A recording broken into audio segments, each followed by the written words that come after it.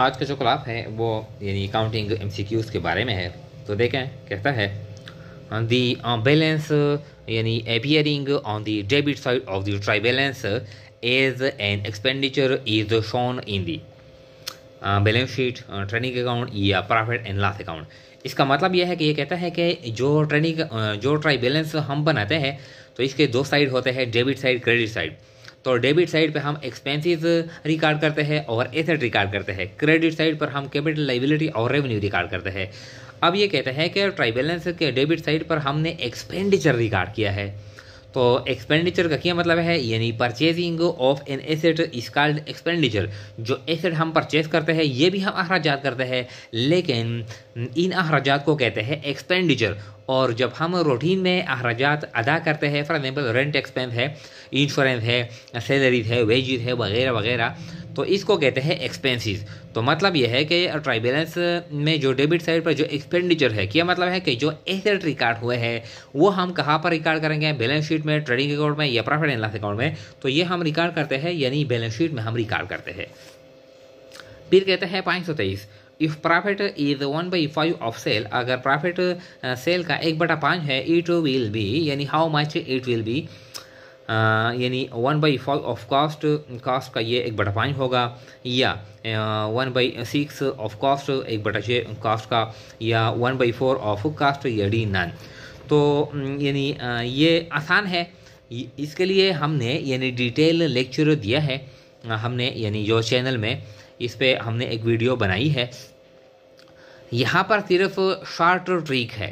Short trick इस तरह है कि जो सेल्स का जो बैलेंस होता है, यानी सेल्स का जो अमाउंट है वो कास्ट से ज़्यादा होता है। ये तो हर किसी को पता है, क्योंकि सेल में कास्ट भी और प्रॉफिट भी दोनों होते हैं। तो जो सेल्स का जो यानी अमाउंट है वो ज़्यादा होता है, कास्ट का कम होता है। तो सिंपल जो आसान ट्रिक है, अब देखें, यानी अगर सेल का प्रॉफिट, यानी प्रॉफिट अगर सेल का 1/5 है तो ये कॉस्ट यानी का कितना होगा, ये प्रॉफिट, ये यानी सिर्फ 5 से 1 माइनस करेंगे तो ये कॉस्ट का 1/4 होगा। इसका ये मतलब है अगर प्रॉफिट सेल का 1/10 है तो कॉस्ट का यानी कितना होगा, ये 1/9 होगा। इसका ये मतलब है अगर प्रॉफिट सेल का 1/18 है तो ये how much it will be to cost, तो कास्ट का ये 1/17 होगा। तो ये आसान है, यानी सिर्फ ये जो यानी डिनोमिनेटर है इससे हम एक माइनस करेंगे। अगर प्रॉफिट सेल का 1/3 है तो ये कॉस्ट का कितना होगा, ये कॉस्ट का 1/2 होगा। इसका ये मतलब है। तो ये इंतहाई आसान है। तो ये how much it will be, तो 1/5 of cost, 1/6 of cost, 1/4 of cost. तो ये यानी जो अमाउंट है ये अमाउंट कास्ट का कितना होगा, ये अमाउंट यानी कास्ट का 1/4 होगा। फिर कहता है 524, if profit is 1/3 of cost, अगर प्रॉफिट का जो अमाउंट है ये कॉस्ट का 1/3 है, ये अमाउंट 1/3 है, it will be, how much it will be to sales. तो ये आसान है, यानी जो कास्ट प्राइस है ये सेल से कम है। अब हम सेल मालूम करते हैं, how much it will be to sale, तो इसके साथ एक जमा करेंगे। यहाँ पर 1/3 है तो सेल का कितना होगा, ये 1/4 है। अगर प्रॉफिट कॉस्ट का 1/7 है तो ये सेल का कितना होगा, ये अमाउंट 1/8। अगर प्रॉफिट कॉस्ट का 1/15 है ये अमाउंट, तो ये सेल का कितना होगा, 1/16 होगा। तो ये इंतहाई आसान है, यानी अगर हम सेल्स का रेट मालूम करेंगे तो एक जमा करेंगे, अगर हम कॉस्ट का रेट मालूम करेंगे तो एक माइनस करेंगे।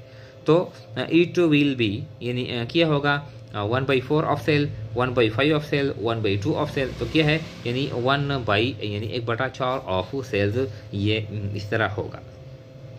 तो ये आसान है, यानी फिर देखें 524, if profit is 25% of cost. ये यानी कंसेप्चुअल क्वेश्चन है, यानी टेक्निकल ये MCQ है। अगर प्रॉफिट का जो परसेंटेज है कॉस्ट का ये 25% है, कॉस्ट का, प्रॉफिट का जो अमाउंट है, प्रॉफिट का जो बैलेंस है कॉस्ट का ये 25% है, इट विल बी यानी सेल्स का ये अमाउंट, सेल्स का कितना परसेंट होगा। इसका ये मतलब है 15% of sale, 20% of sale, 25% of sale या नन। तो ये हम कैलकुलेट करेंगे, ये आप डायरेक्टली यानी नहीं सीख सकते। तो ये देखें यानी ये आसान है। यानी फॉर एग्जांपल हम यानी फर्ज करते हैं कि जो प्रॉफिट है यानी प्रॉफिट ये कास्ट है और ये प्रॉफिट है। अब देखें तो ये कहता है ये हम बेस लगाएंगे यानी प्रॉफिट ऑन कास्ट, तो कास्ट हम 100 लेंगे। अगर एक चीज़ का कास्ट 100 है तो जो प्रॉफिट है वो यानी हम 25% हम कमाते हैं। 25% जब हम कमाते हैं तो एक चीज़ का जो सेल्स प्राइस हो गया कितना हो गया, यानी 125 सेल्स प्राइस आ गया। यानी जो सेल्स प्राइस आ गया ये 125 आ गया। प्रॉफिट हम कमाते हैं कॉस्ट पर 25%। अब हम फर्स्ट करते हैं कि एक चीज़ का जो प्राइस है वो 100 है, इसमें से हम 25 कमाते हैं तो जो सेल्स प्राइस हो गया कितना हो गया, 125 हो गया। तो ये कहता है कि जो प्रॉफिट परसेंटेज है, प्रॉफिट परसेंटेज टू सेल्स, तो यहाँ पर हम profit divided by sale multiply by 100। तो प्रॉफिट का जो परसेंटेज, प्रॉफिट का जो अमाउंट है ये तो 25 है, सेल्स का जो अमाउंट है ये 125 है और ये कितना है, ये 100 है। तो 25 से कम 25, 25 5 125, 5 से कम 5 और 20 500, यानी ये अमाउंट जो होगा ये सेल्स का 20% होगा, सेल्स का 20% होगा, इसका ये मतलब है। तो देखें 20 कहाँ पर है, 15% ऑफ सेल, 20% ऑफ सेल, 25%, तो ये यानी जो बी ऑप्शन है ये 20% ऑफ सेल्स, इसका ये मतलब है। फिर कहता है इफ प्रॉफिट इज यानी 40% ऑफ सेल, अगर प्रॉफिट सेल्स का 40% है, प्रॉफिट का जो बैलेंस है अमाउंट है ये सेल का 40% है, इट विल बी यानी how much it will be to cost, ये जो बैलेंस होगा ये परसेंटेज होगा, ये कास्ट का कितना होगा, 50% ऑफ कॉस्ट, 60% ऑफ कॉस्ट या 67% ऑफ कॉस्ट या नॉन। तो ये भी हम यानी कैलकुलेशन करेंगे। तो देखें यानी इस पेज पे हम करेंगे। तो देखें यानी यहाँ पर कहता है कि अगर प्रॉफिट है यानी हम जब सेल्स प्राइस मालूम करते हैं तो हम इस तरह मालूम करते हैं कि कॉस्ट प्राइस प्लस प्रॉफिट।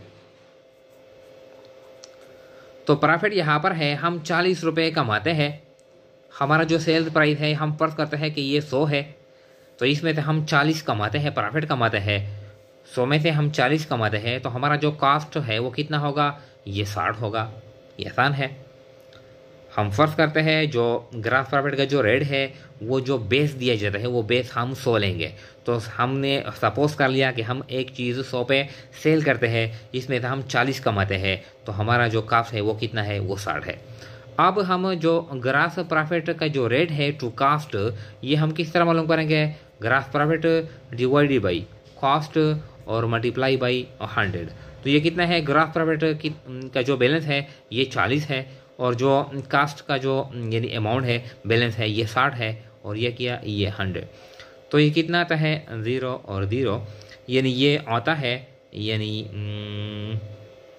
ये बैलेंस आता है, ये हम कैलकुलेशन करेंगे, ये आता है यानी 66.67%। इसको हम राउंड ऑफ करते हैं यानी 67%। यानी अगर प्रॉफिट का जो रेट है सेल के साथ वो 40% है, तो यानी ये कास्ट के साथ ये कितना रेट होगा, तो ये जो अमाउंट है कॉस्ट का ये 67% होगा, यानी प्रॉफिट का जो रेट है वो होगा 67% टू कॉस्ट। तो देखें यहाँ पर हम देखते हैं 50% ऑफ कॉस्ट, 60% ऑफ कॉस्ट या 67%। तो ये जो सी ऑप्शन है ये राइट वन है।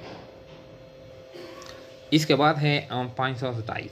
तो 527 कहता है, देखें क्या कहता है, income tax paid by A soul trader या सोल प्रोप्राइटर इज शोन। जब यानी सोल प्रोप्राइटर बिजनेस है, वाहिद मलकियती कारोबार है, जब वो टैक्स अदा करता है तो ये टैक्स यानी कहाँ पर ये यानी रिकॉर्ड किया जाएगा, शो होगा। तो on the debit side of the trading account, on the debit side of the profit and loss account, या by way of deduction from the capital in the balance sheet. तो normally तो हम यानी जो tax अदा करते हैं income tax, ये हम यानी प्रॉफिट से माइनस करते हैं, प्रॉफिट एंड लॉस है। लेकिन जो सोलो ट्रेडरशिप बिजनेस है ये हम यानी माइनस करेंगे, ये हम डिडक्ट करेंगे from the capital in the balance sheet. तो ये जो सी ऑप्शन है ये राइट वन है। फिर कहता है 528 goods given as charity is credited to. जब हम किसी को सामान यानी सदकात में देते हैं, फ्री में देते हैं, खैरात में देते हैं, डोनेशन करते हैं, तो गुड्स है तो ये हम क्रेडिट करेंगे। क्या क्रेडिट करेंगे? तो इस तरह हम एंट्री पास करेंगे, डोनेशन डेबिट या चैरिटी डेबिट और परचेज क्रेडिट। जो चीज़ हम देते हैं यानी गुड्स हम देते हैं, गुड्स यानी हम परचेज देते हैं, तो चैरिटी डेबिट, परचेज क्रेडिट या डोनेशन डेबिट, परचेज क्रेडिट। तो क्या हम क्रेडिट करेंगे? परचेज हम क्रेडिट करेंगे। Charity account, purchase, sales none. तो ये जो बी ऑप्शन है ये राइट वन है, हम परचेज क्रेडिट करेंगे। सेल्स आर इक्वल टू, जो सेल्स है ये बराबर है किसके बराबर है? देखें, cost of goods sold plus gross profit, इसके बराबर है सेल्स। या सेल्स माइनस ग्रास प्रॉफिट इसके बराबर है। या grass profit plus operating expense इसके बराबर है, ये डी नन।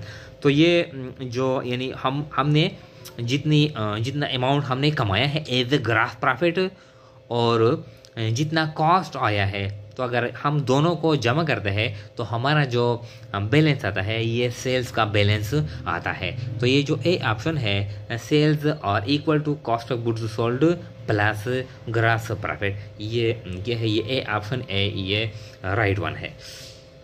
530 ये न्यूमेरिकल क्वेश्चन है। कहता है यूजुअली यानी आमतौर पर वी मेक सेल्स रुपीज़ 60,000, हम यूजुअली यानी 60,000 हम सेल करते हैं महीने में या साल में जो भी है, with grass profit margin of 20%, यानी सेल्स पर हम 20% मुनाफा भी हम कमाते हैं। नॉर्मली ये रूटीन है कि हम 60,000 सेल करते हैं और इसमें हम 20% कमाते हैं और क्या है 80% हमारा कॉस्ट है, 20% प्रॉफिट है। ड्यू टू लेबर स्ट्राइक, यानी लेबर ने स्ट्राइक कर लिया, क्या हो गया फिर, यानी वी सोल्ड ओनली 40,000। अब जो हमारा सेल है 60,000 से कम आ गया, कहाँ पर, यानी ये 40,000, 20,000 हमने सेल कम कर लिया, 20,000 यानी sale decreased due to labour strike. फिर क्या कहते हैं how much profit is lost due to strike, यानी जो स्ट्राइक है इसकी वजह से यानी जो हमारी जो प्रॉफिट है इसमें भी डिक्रीज आ गई। तो कितनी डिक्रीज आ गई, यानी हमने सेल्स कर लिया 40,000, नॉर्मल हम सेल करते हैं 60,000, तो हमने 20,000 सेल कम कर लिया। अब 20,000 में से हमारी जो प्रॉफिट है बैलेंस है वो कितनी लास्ट हो गई, ये आप मालूम कर लें। तो ये आसान है, यानी जो हम नॉर्मली जो हम सेल करते हैं यानी ये हम 60,000 करते हैं, अब ये जो हमने सेल कर लिया यानी ड्यू टू लेबर स्ट्राइक ये 40,000, तो हमारा जो सेल्स डिक्रीज हो गया, यानी ये क्या है, ये सेल्स ये डिक्रीज्ड हो गया ड्यू टू यानी लेबर स्ट्राइक। ये जब सेल डिक्रीज हो गया यानी ये सेल हमने नहीं कर लिया, तो इसमें से हमने जो प्रॉफिट का जो बैलेंस है ये हमने लॉस कर लिया। तो प्रॉफिट का जो बैलेंस है यानी 20,000 में से ये 20% है, सेल पर है, तो 2 दूने 4, तो 4,000 जो प्रॉफिट है ये हमने लूज कर ली, यानी 4,000 profit is lost due to labour strike due to decrease in sale. तो 4,000 यानी हमारी जो प्रॉफिट है वो कम हो गई। तो देखें 2,000, 4,000, 6,000, 8,000, तो ये जो बी ऑप्शन है ये राइट वन है।